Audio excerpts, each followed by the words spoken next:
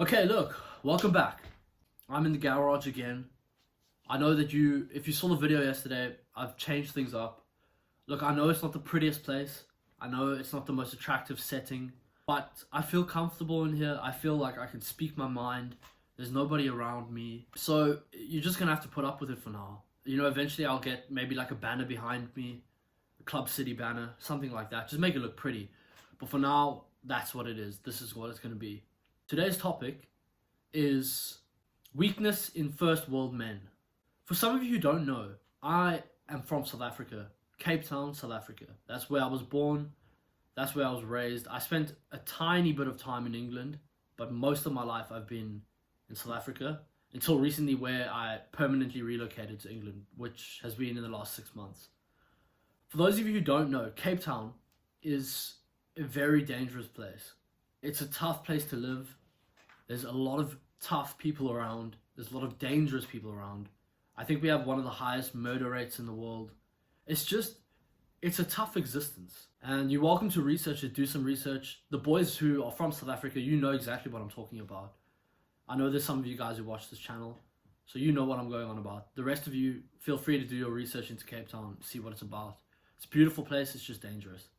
So basically, since coming to England, I have seen a dramatic difference between the men. The men that I'm used to in South Africa, we obviously have to deal with danger all of the time, right? You can walk down the road and you know there's guys got eyes on you. You have to act tough. You guys know what I'm talking about when you're walking down the street and you literally have to act tough in order to just make yourself less of a target. You got to walk a certain way. There's an attitude that you have to have, otherwise you're just gonna get fucked. I think in a way, living on that danger and getting used to that type of lifestyle makes us harder as men, makes us difficult to crack, okay?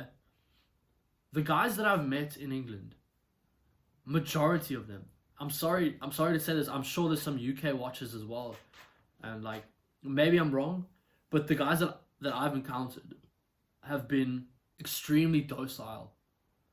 And I can see it in their eyes. They're missing this, there's like this power that men from South Africa have, and for the adverse countries, other countries with difficult times, they're missing that certain look in their eye. And okay, the industry I work in like the construction industry, so you get a lot of tough guys. Sure, there are some like hard guys out there. I work with guys who've been to prison, but it's not like what I'm used to. Guys that I mean, it's not like the guys I know back home. It definitely is different. And I just want to say that, like, privilege, while it sounds really nice, I don't think is always the best thing, especially for a man. I think growing up in privilege, growing up having everything easy, does damage to a man. You can see it out here, like the comfortability level that people have. It's just so accessible, so easy. And I think, like, if we're going to get into conspiracies here, I think the first world has been set up in a way to make men docile, to make men weak in the first place. Because from the day we're born, we're handed iPads, and from the day you're born, you got food coming in the door. There's plenty of food. It's just so easy to be complacent. And I think it's set up very strategically so that that goal is accomplished of making men weak, making them complacent, making them lazy. Because life's good, we got food on the table. Like, what else is there to do? We don't have to go hunting anymore.